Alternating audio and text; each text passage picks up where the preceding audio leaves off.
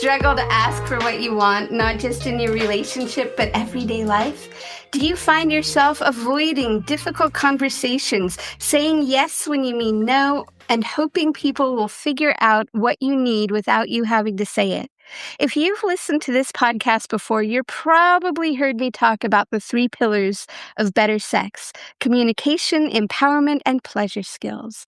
Today's conversation touches on both communication and empowerment. One of the things that I notice, people often know what they want, but they struggle to ask for it. They might want more affection, more intimacy, more sex, more honesty, more partnership, but asking for it can feel vulnerable. It can bring up fears, rejections, conflict, disappointment, or being seen as selfish. That's why I am so excited about today's guest. Dr. Michael and I are going to talk about what it means to be assertive and how it can lead to better sex. Welcome to the Better Sex Podcast. I'm your host, Deborah Catt, certified tantric educator, dominatrix, and relationship guide, with over 20 years of experience helping people connect and feel more alive and have deeply satisfying sex. This is where we have real conversations about sex and relationship, the kind that help you explore what's real and what's possible, so that you can figure out what works for you. I truly believe that a sexy world is a happier and a safer world.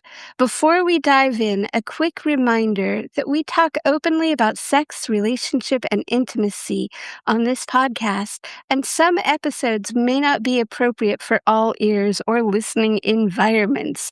So please listen with care. Today, I am talking with Dr. Michael Parisa, a mental health coach with 25 years of experience as a psychologist and a psychoanalyst in private practice. Michael describes himself as an emotional change agent who is committed to helping people become stronger and more assertive, to become happier and better versions of themselves. Today, we're going to be exploring assertiveness, confidence, emotional growth, and the skills that help people communicate more effectively and advocate for themselves. So, welcome, Michael. I'm so excited that you are here. I'm excited to be here. This is going to be a lot of fun. Thank you for having me on the show. Absolutely. Absolutely. So, the first question: why sex? Why assertiveness? Why relationships? What brought you here? You invited me. So True. there's communication. You reached out to me and you said, I want this. And I said, okay, I'll give it to you. I love that. And now I'm receiving it. So the cycle. There you are. And we're both enjoying it. Absolutely. See how that works? I do. Well, thank you very much for having me on the show. It's been great. Let's see. Oh, my. So, well, I am curious. Like, tell me a little bit about your journey. How did you come to this work? I think I came to it by being fucked up. I came to it, I guess, in the way that a lot of people do, which is I had a pretty crappy childhood, Mm. and um, I think this is true for a lot of people who become therapists, particularly at an older age. They struggle with emotional issues, and they go to somebody, and they find that it helps. Mm-hmm. And they find that it helps enough so that um, their way of being in the world really improves. And then they turn around and want to help other people. Mm-hmm. There's an expression, the wounded healer, Right. which I think, describes people going back tens or 20,000 years, the shamans of non-industrial cultures and we have what we call the witch doctors, but also modern psychotherapists, people who have been hurt, who have been helped, and then are helping other people. So I went into that, and then at a certain point, I kind of discovered, well, I read a book. I Mhm. read a book called No More Mr. Nice Guy by Dr. Robert Glover, and it really changed how I think about things. Because I thought I have a million little problems, like a swarm of bees stinging me all at the same time, and all of these are my emotional issues.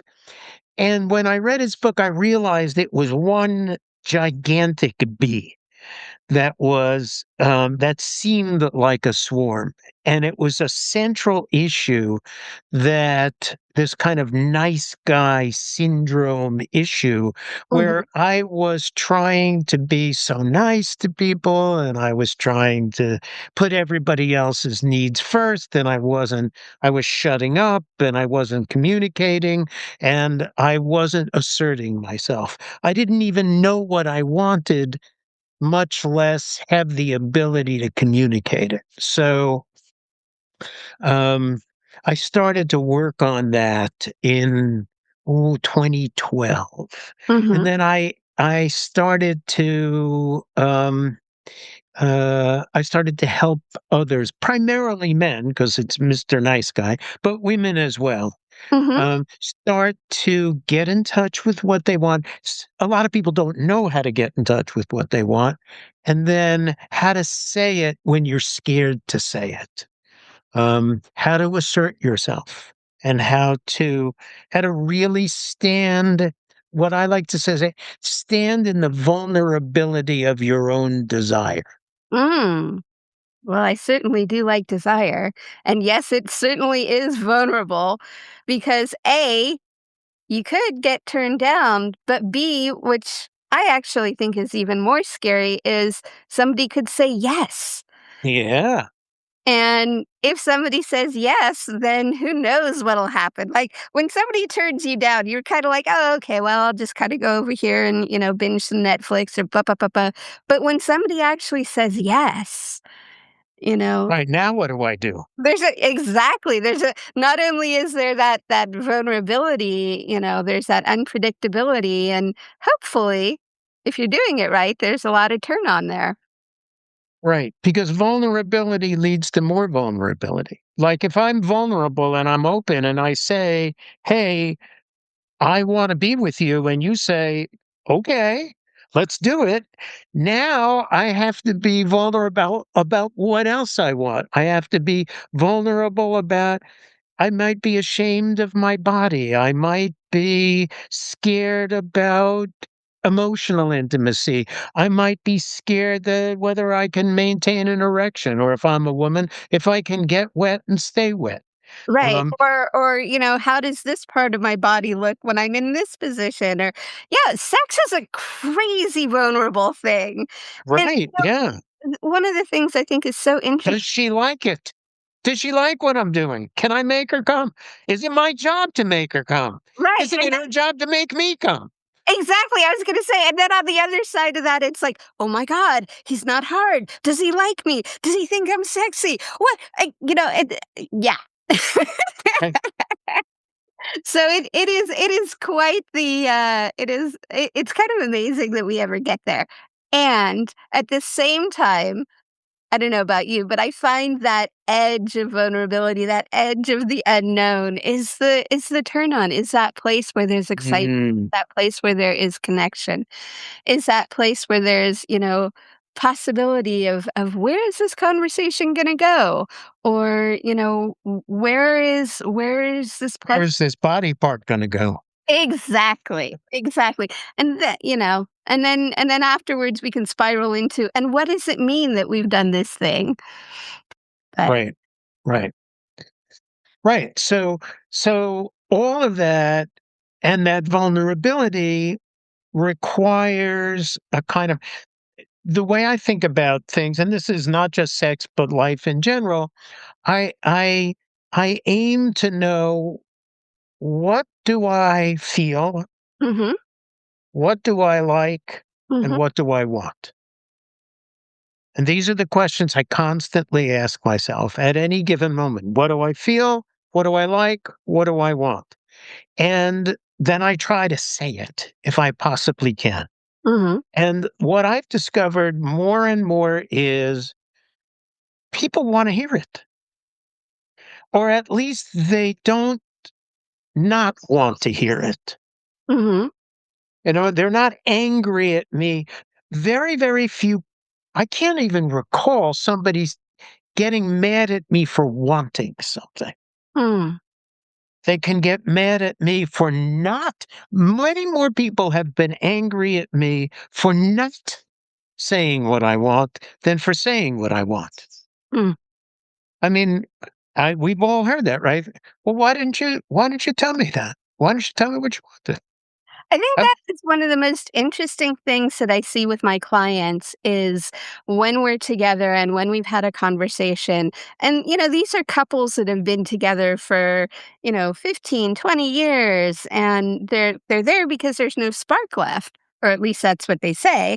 And then we start to have a conversation, and one of them will turn to the other and be like, I had no idea that that's what you wanted. I, or, I wish you had asked me. right. Or the other thing is, I wish you'd told me that you didn't like that because, and I think this is the crack anyway, The crux, the crux of not the crust. where we head into, assertiveness in this conversation is that, like, this idea that we want to know what our partners want. Like, we want to know how they want it, where they want it, when they want it, with how much pressure, and, do they need more lubes? And when it starts to change, Mm. as it always changes during the experience. Well, the pressure was this much pressure, but now I want that much pressure. So things are constantly changing, and we want to know because we like our partners. Right. We love our partners. We want to make them happy, and we want them to make us happy. And it's really, I think it's much more painful, at least for me, to find out afterwards that I Yeah. doing something that my partner didn't like or didn't want than it is to have them say, "Hey, I need something else." Now, granted, there are ways in which I would prefer to hear that, Yeah. but even when it's clumsy and, I would rather know. Um, because I think that not knowing, we're sensitive beings, and we can feel each other, and we can feel when our partner pulls away or stops or doesn't like something. And, oftentimes that'll bring in sort of a feeling of panic. And so we try harder to do the thing. And so that may or may not work. Right. And so that's where communication comes in. Because if you can say, "Hey, I want this, I like this, a little more of this, a little less that," in in sex and in life, and in the overlap between them, I just find life goes so much better, sex goes so much better. Mhm. Um, he I don't know about you, this is maybe a slight side topic, but to me, the greatest aphrodisiac in the world is intimacy. Emotional connection is the big turner. Like, this is the greatest erogenous zone there is, and I'm sure you know that. And Mhm. so when I feel close to you, when we are connected, when our hearts and minds are connected, my cock gets hard. I just feel close. I just feel connected. I feel warm. I feel engaged. And I want to make love. Mhm. If we are distant, I don't. I want to make love to, like, okay, yes, I guess in my 20s I would have fucked a tree stump, but, or a jelly donut. But as you get older, you, you want to, you want to make love to someone you love and care about. Mhm. Um, and so and being intimate with somebody does that. And so saying what you want, how you feel and what you want is a big part of that intimacy. So I'm gonna pause for just a second for a couple things. One is oh, I'm gonna invite you to break down intimacy because, it's one of those words that we use a lot. And I'm really curious, hearing you say this, particularly around um I, so for I'm curious what the difference between sort of turn on or arousal is in intimacy and how those two work together if they do. Um, yeah. So there you go. Eh, Tell me about intimacy. all right. Now when I use the term intimacy, I I don't mean it as a synonym for sex. Mhm. When people say, "Oh, we got intimate," they mean we had sex together. Mhm. I the way people's relating Mhm. into three facets Okay. that I call interest, intimacy, and commitment. Mhm. So, interest is excitement, it's turn on. I'm interested in getting to know you. I'm interested in going to the movies with you. I'm interested in having dinner with you. I'm interested in making love with you. I'm interested in what you have to say. I'm interested. I'm okay. It excites me, It turns me on to think about, your sense of humor or, taking a walk with you. Intimacy Mhm. is a deeper process of getting to know somebody. Mhm. Who are you? What kind of person are you? Are you a good person? Are you a warm person? Are you a hot and cold person? Uh, how do you react to me? How do we fit together? Mhm. What's hidden in the darkness? How are you feeling right now in this moment? What is your heart telling you about me, about us, about the world? That's intimacy. It's a deep knowing. Mm. To continue, this is less about sex, but then there's commitment, Mm.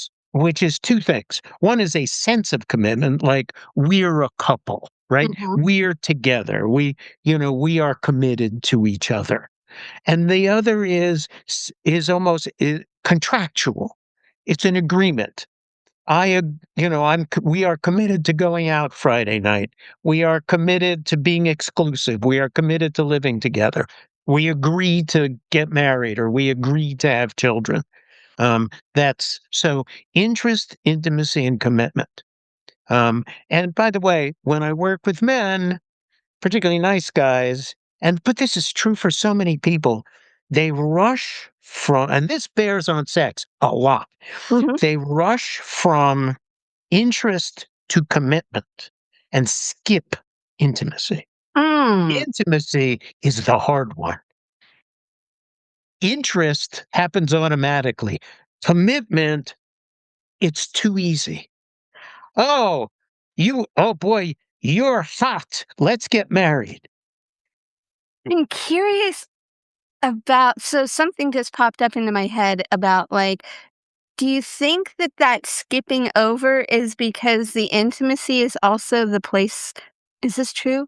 Well, let me just say this. The could be the place of deepest vulnerability. Absolutely. It's the place where I have to show you who I am. Mhm. And it's a lot easier for me to like just take off my clothes and jump into bed with you. Mhm. And oh boy, you're hot, I'm hot. We had orgasms. Oh boy, let's go to dinner. Let's go to Cabo San Lucas. Let's get married. But Um, let's not talk. right.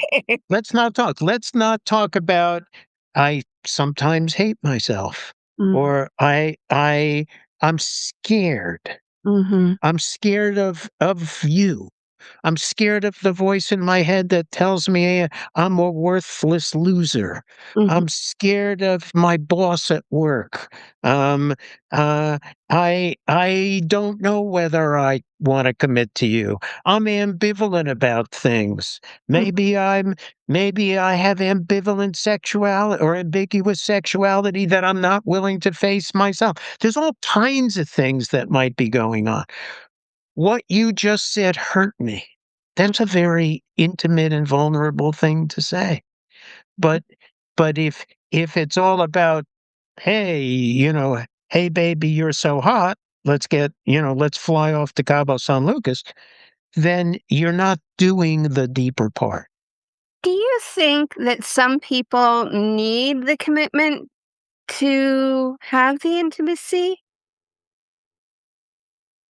That's a really good question. I'm not sure I ever thought about that one before. I want to say on the surface, it sounds right, but at a deeper level, I want to say no. I mean, Um, I think oh, oh, in hearing you say that, I'm like, "Oh, you can have, like, the shallow commitment or the deeper," like, you can right. make a w- small commitment to open up the intimacy to get to the bigger commitment. Right. So as I'm thinking about it, and as you're talking, what I'm thinking is there is a recursive effect. There's a mutual influence. We become more intimate, we have a greater sense of commitment, which gives me the freedom and the courage or helps me overcome the fear so I can be more intimate. So we have a greater sense of commitment, which allows me to open up. And so they reinforce each other. Mhm, mhm. I can see It, that. the commitment that I think is not necessary is the agreement part. Uh-huh. We don't have to be married for us to be intimate. In fact, if we got married, maybe that would scare me so much I wouldn't be intimate. Well, I'm laughing because I just got married after being with my partner for 27 years. So, I was definitely in that, like, He so couldn't find a ring. well, I wasn't quite ready to take it on, but anyway, but I yes, that definitely makes sense, that definitely makes sense. So, I'm curious, how does, uh the piece around, you know, not being kind or being nice and not uh, tell me about being nice and not a service. Not a s not assertive. boy, I'm really having, pronunciation Commu- today. Communication issues.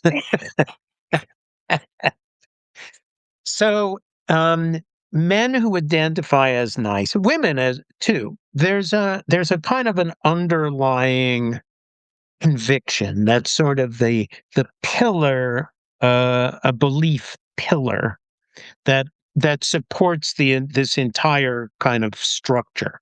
Mhm, And the belief is if I'm nice, if I'm selfless, if I put other people's needs first and I don't think about myself, then other people will love me, care about me, and I will get all the love and sex I want in the world and live a problem free existence. mhm, All I have to do is never think about myself. mhm. Unfortunately, it doesn't work. Right. And so, in fact, not only does it not work, not only do I not get what I want, um, and feel like seething with resentment a lot of the time, Mhm, but it actually backfires because the partners of nice guys, the women keep saying, "But I want a man. I don't want a Boy Scout. I want a man." mhm, Um, Now, what it doesn't mean is they want an asshole. It Mhm. does not mean they want the bad boy in a leather jacket and a Harley Davidson to come and not that, like there's good guys in leather jackets and Harley Davidsons too, but I'm talking as a cliche. They don't want an asshole. Mhm. What they want is somebody who stands up and says, here's who I am, here's what I like, here's how I feel, here's what I want from you, Mhm. from the world, from life, from myself. And that's being assertive. And then also listens to other people. So I'm going to say, I want Chinese food for dinner tonight, Mhm. darling. And then that doesn't mean we're having Chinese food. Not at all. What it means is, I want Chinese food. That's Mhm. all it means. Then you get to say what you want. If you want Chinese food, we're going for Chinese food. That sounds awesome. I've been thinking about it but all afternoon. but what if you want Italian food Well, and then I want Chinese then food? we get to have a longer conversation. Right. But the point is that I want to hear that. I Mhm. want to hear that you want Italian food or you want Chinese or you want, Siberian food. It doesn't matter. And then we can talk about it and we can figure it out. I have kind of a odd question for you. So something I've been seeing lately in culture is that men are trained to be good little soldiers, right? They are or are not. They are. They're Uh-huh. trained to be good little soldiers, to give themselves up and, oftentimes to be cannon fodder, right? I see I and maybe this is Are you speaking literally, like we're sending them overseas to Afghanistan, or are you speaking metaphorically, like in relationships? I think both actually. And I'm just kind of wondering if this is something, like I feel like this is what I'm seeing in culture. Maybe I'm not, but it just feels like, particularly as we, kind of polarize more, it's like you need to be a good little soldier for the cause, the relationship, whatever it is. And I'm curious if that metaphor lands for you, if I'm off? Yeah, I don't know. It's not landing 100%, but here's where it resonates. Mhm, Parents have emotional issues. mhm, There are no perfect parents. And um, some parents, ha- their emotional issues are so strong that their children are required to subordinate themselves to mm, the emotional whims of the dominant neurotic parent.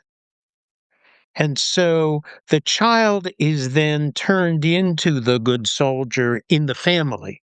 mhm, Um, and the good soldier is not allowed to ask, what do I want? The good soldier is only allowed to ask, what do you want? And then do it. right, And what happens over time, and it's a weird thing. First, it's I want this, and I get in a fight with my mother. And mhm, then it's, well, I'm not gonna ask her because I know I'll get in a fight with my mother. And then it's silence, and mother tells me what to do. And finally, I lose the ability to want. mhm, I don't even know that I want something in any given situation. So let's say it's dinner time and we're a couple, you and me.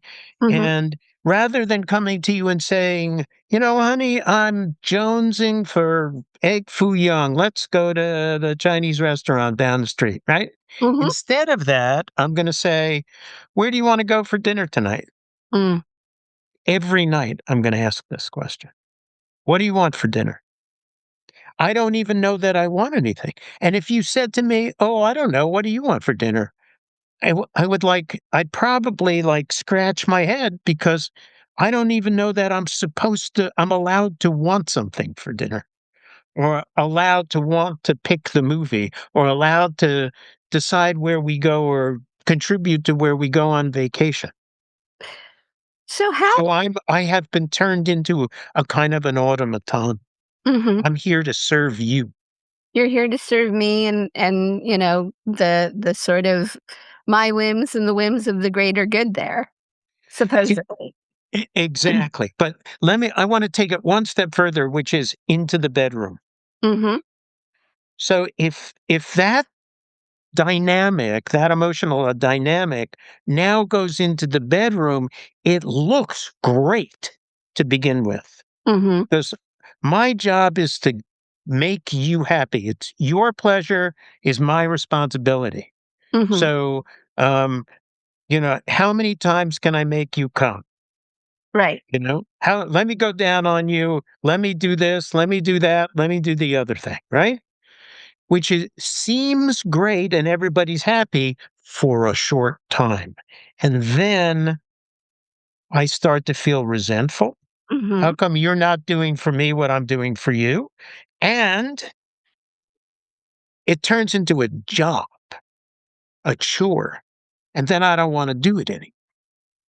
Right, and on the other side of that, when I relinquish my pleasure to you and become dependent on you doing the thing that's going to please me, then if you start, going down on me and I'm not in the mood for it, or it's not the right spot, or that was great on Thursday, but it's now Monday, and I'm not willing to say anything different, um, then then nobody's happy. And nobody's happy. That's right. And so, I think the dynamic that you're describing, back in the day, I would say that, I would have a lot of guys say, "Oh, I am a pleaser." And Mm, well, for me, what that's come to mean is like I am outsourcing um I'm outsourcing everything to you, and it's going to be dependent on whether you come or not, which puts a lot of pressure on me, and then I'm going to rather do the dishes. Like, or that's right. that's and that's something I see with my clients all the time, where it's like he'll say something like, I'm not having, we're not having sex. And every time I go to kiss her, she shuts it down. And her thing is like, well, when he comes to kiss me, I know where this is going to go. And I don't want to go there. So I want to kind of come back to it. I think we've done a really good job of laying out what doesn't work and why we would need some assertiveness. But so first of all, I'm going to ask you, what is assertiveness? Okay. Assertiveness is an interpersonal uh, kind of dynamic or interpersonal way of being. Um, and the easiest way to start with it is to say what it is not. Okay. So the first thing it is not is aggressiveness. Mhm. Aggressiveness is an interpersonal style in which only my wants and needs count. You don't count at all. Here's what I want, and so that's what we're going to do. If I want your opinion, I'll give it to you. Hmm. Yeah. I've heard people say that, by the Oh way. my. Kind of scary. Um, Aggressive people are not afraid of confrontation. They're bullies Mhm. primarily. Assertiveness is also not passivity, which is the opposite of aggression. In passivity, my needs and wants don't count, only yours do. So this is the nice guy, Mr. Nice Guy, the doormat, you know, goody two shoes. Whatever you want, whatever you want. What do you want? What do you want for dinner? Where do you want to go to the movies? What do you want? Can I go down on you? Like, what do you want? How can I make you happy? Mhm. The problem is it doesn't often work, and I wind up feeling resentful, and I have I have a whole lot of what are called covert contracts, which is this kind of hidden secret contract that you don't know anything about, you didn't sign, but you're a party to. So if I give you an orgasm, will you, or if I stack the dishes right, will you blow me? Right. If it's if I take you for Chinese food, will you tell me you love me? Mhm. It's um, but I won't tell you that. I'll just it's in my mind. That's what's Mhm. going on. Passivity also leads to passive aggressiveness, which is I'll agree to you want to go to Chinese food? I'll go to Chinese food with you. And when I get there, I'll complain all night long. I hate Chinese food. I wish it was Italian. How come we always go for Chinese? How come we always go Mm. where you want? It's Uh, fucking horrible. it is, and I'm imagining, like, I can feel that viscerally when you talk about that because, I am not very good with passive aggressive. I prefer my aggression aggressively aggressive. Not that I prefer aggression, but I'm just saying it's like Right. At I least be honest about it. yeah, exactly. And I really get how painful and how hard it can often be for folks who have been trained to, outsource their power. Because I think a lot of what we're talking about here is outsourcing your power here. Not being willing to ask for what you want, not being willing, and that can be really challenging, especially if you've grown up in a situation that doesn't allow for that. And I really appreciate you kind of bringing us back to like, oh, this is where it starts. You know, Mm, and so these are all the things that it's not. no. Right. Um, What it is an interpersonal style in which I say what I feel Mhm, and what I want. mhm, So I am emotionally honest. I'm transparent um, about what I want from you, and then I also listen to what you feel and what you want. mhm, And so now we have a relationship of equals. In aggression, it's a seesaw. I'm on top, you're on the bottom. In passivity, you're on top and I'm on the bottom. In assertiveness, we are equals. mhm. We're both grown-ups here. I say what I want, you say what you want, and we work it out from there. And we we talk it through until we reach some kind of understanding, and it can be an understanding that we agree to disagree. Uh, but I don't well, No, I I don't love it, it is it but it sometimes that is the place where it winds up. where Sometimes there are fundamental incompatibilities. You want children and I don't want children. right. That you wanna move to, Seattle and I wanna stay where I'm living right now. It's fundamentally incompatible and we have to agree to disagree. Right, absolutely, and, But the there are definitely I I I I grimace and giggle because it is a familiar place that, like you said, some things are just kind of like, "Okay, great.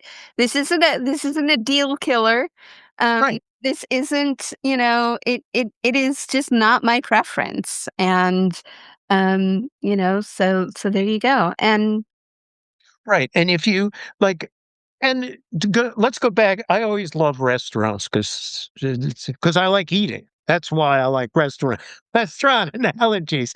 But if you want Italian and I want Chinese, we can go, well, let's have Italian tonight and Chinese tomorrow, or Chinese tonight or Italian tomorrow, or let's find an Italian Chinese restaurant.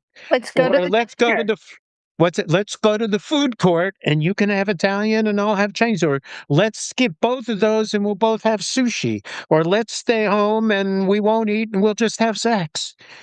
So, A so myriad of a myriad of possibilities. possibilities, right? And so once but they are made possible by the honest communication. Mm-hmm. If I'm saying I don't know what I want and oh, what do you want, and then you say and we go and now I'm pissed off about it, it's just an ugly situation. So let me ask you this.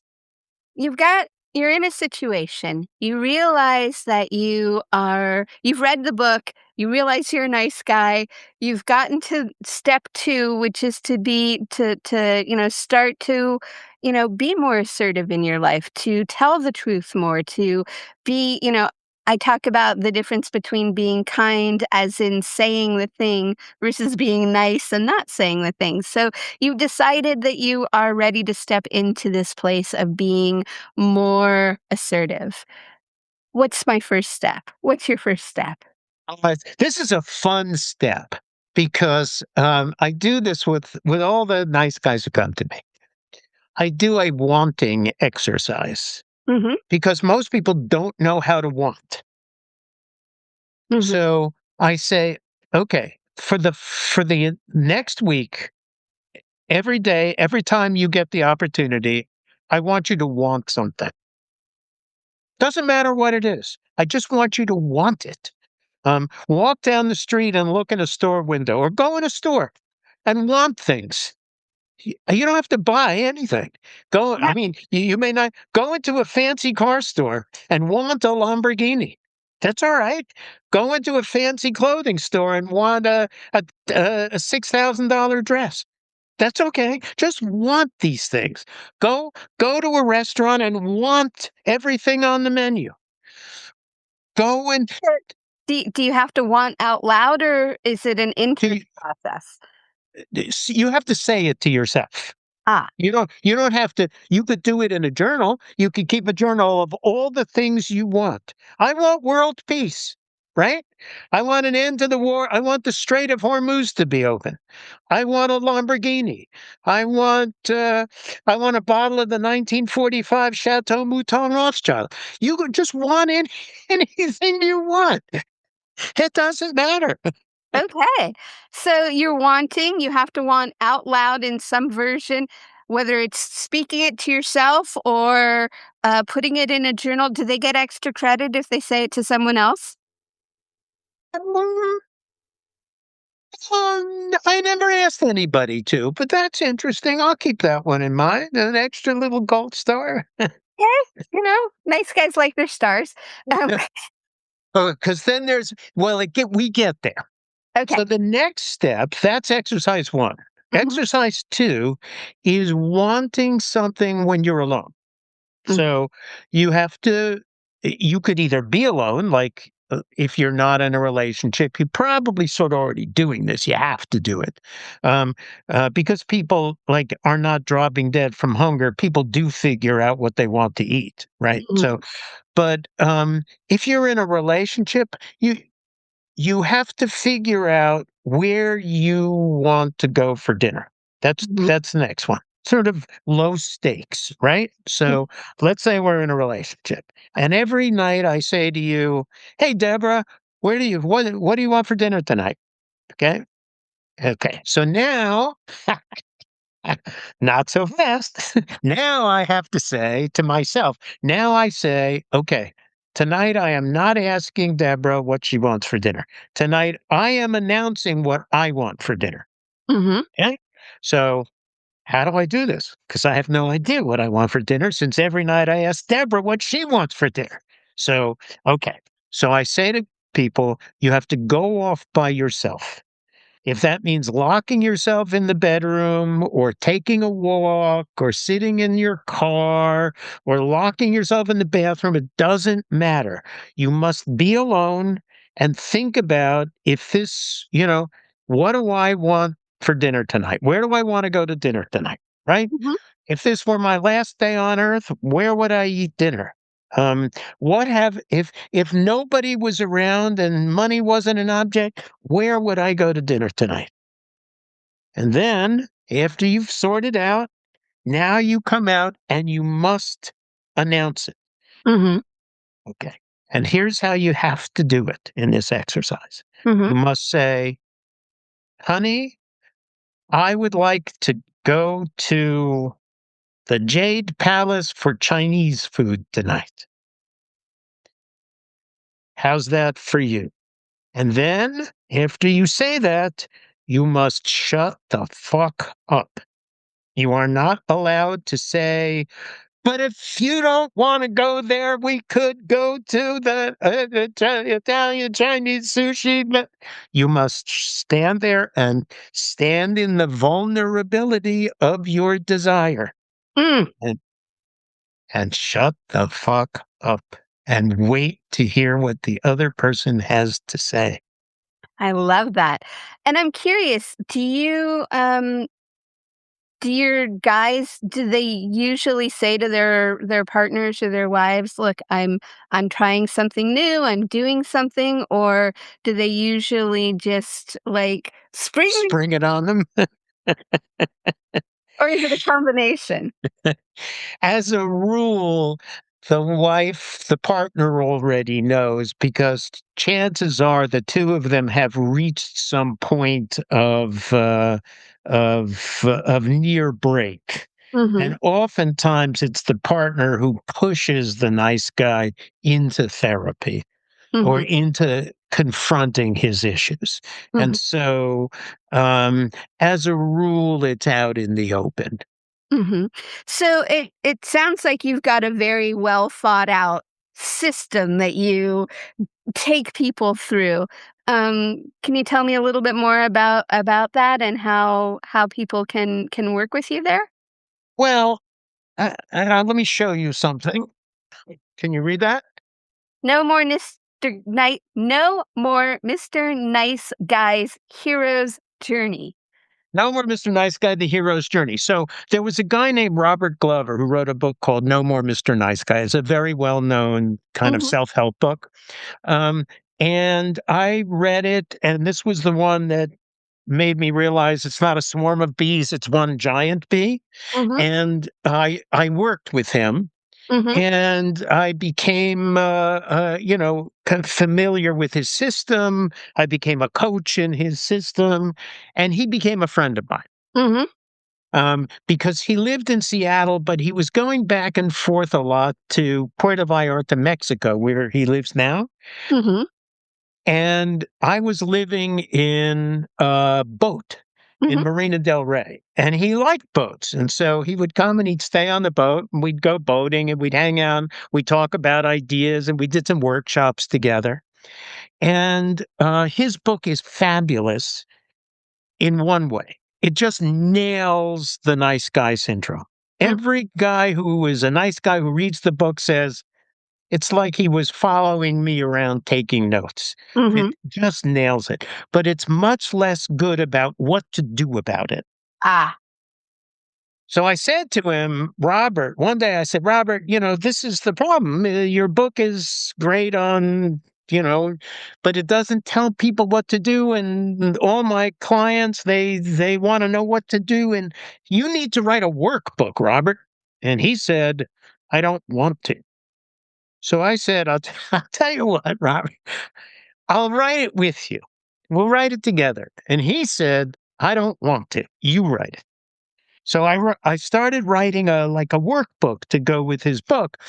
But little by little, I started adding my own experience and stories and ideas, and I made up a whole bunch of exercises. And mhm, that's what this book is.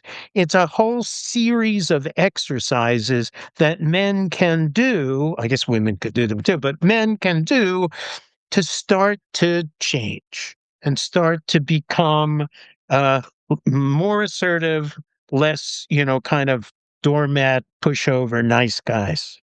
I love that. So here's what I know about books. And there is a whole chapter on assertiveness. Ah, I love that. So here's what I know about books. Books are great, information is great, but having a system to actually implement is sometimes a little bit tricky. And I'm wondering, I believe that's what your new course is about. Is that? Is that Well, the accurate? course is not the course is I just created a course. Thanks for asking about that. It's on Udemy or You Udemy. Udemy sounds like some sort of in organ. I don't know. My Udemy hurts. So you created the Yeah, I course. had a Udemectomy. And So, it's on. so I created a course on Udemy called the Assertiveness Formula. Mhm, And it's sort of a concentrated version of learning assertiveness. mhm, And it's cheap. It's like $10 or $15 or something like that. mhm. And I think I could share I want to share a coupon, but they expire. It's weird. The way Udemy works is I can have a coupon code, but it'll expire in a month, so it won't be any good. By the time you publish this, it'll be out of date. So I don't know what to do. But the sale price on the book, I mean on the course, is like $15. So Okay. So you've got the book, you've got the course, but, I'm curious, like, how do people work with you? And how do they get the they structure pay to me a lot actually of go money. through? And where do we find you? I have a website, www.drpariser.com, Mhm. drpariser.com. We can put that in the chat. They will be Um, in the show notes, of course, and okay, good. so is your website your favorite place to be found, or do you have Yeah, a yourself? that's right. It is, and there's some um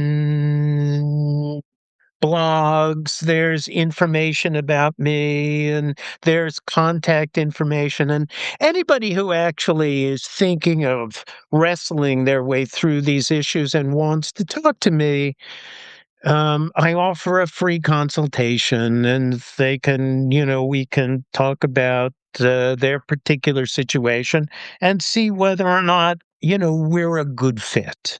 Beautiful. So, in a moment, I'm gonna ask you.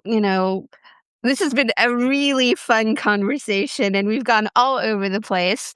But I'm curious, like, if there's one thing that you really want people to get out of our conversation today, what might that be? Hmm. Well, if we have a little more time, d- the thing that I'm sort of kind of excited about right now, Mm-hmm. talking to you, is bringing assertiveness a little bit more into the bedroom. Okay, let's do it. And okay. So, um, and the big thing in the bedroom has to do, it seems to me, with heightened vulnerability and increased stakes. The sort of the same thing, which is to say, if I say I want Chinese food, okay, I'm a little vulnerable because I don't normally ask for what I want. So, okay, that's a start. But if I have to say, gee, honey, would you go down on me now? That I risk in my own mind total rejection. Mm-hmm. I risk looking like uh, greedy, selfish. I risk looking like a pervert. Is this all you want? You want head? You don't want to make me happy. You just want me to make you like. I've got all these scenarios running in my mind of what a terrible thing this is for me to do, Mm-hmm. to ask you to go down on me. And uh, so the one of the biggest issues and the biggest kind of obstacles to being assertive in any area of your life has to do with this fear of disapproval Mm, and ultimate rejection. mhm. Uh, there's even a kind of overarching mythic fear, which is I will do this and someone will disapprove, and then they'll say something and word will get out and other people will disapprove and the rumor will spread and everything will go viral, and little by little it will be realized that I am a worthless subhuman slime, and everyone will leave me and I will have nothing and I will die cold and lonely in a refrigerator box underneath a freeway overpass. So I can't risk saying one wrong thing. Mm. And that's shockingly common. Hmm. It is actually very common. When people kind of go inside, when I work with them, that kind of emotional domino effect, fear is very, very common. Yeah. Well, and I mean, it makes perfect sense the way that you sort of pull it down to, because, I think at the bottom of most of our fear is a version of I will be rejected and die by myself, or, Right. um, I'll you know, be all alone. I'll be I'll all be alone all alone forever. forever. Love, right. Loveless aloneness. Mm. That's the big fear. And all I have to do is ask you for oral sex, and that's it. I just do the one wrong thing, and that's it. And so I mean, clearly years of therapy, but like, It's how not, do it's we nothing 10 years of analysis can't solve overnight. how do we loosen that a little bit, or unwind it a little bit, or um how so that making the request, so that being assertive is It's doable. not a giant hurdle. Right. That's a really good question. And one of the things that I like doing is having preliminary discussions in moments of lower tension. Mm, So, if we're in a relationship, you and me, and rather than waiting until we get into the bedroom, over dinner, I might say something like, I kind of when we're in bed together, there are times I would like to ask you to do things. Like, I'd like you to give me oral sex. I'd like you to go down on me.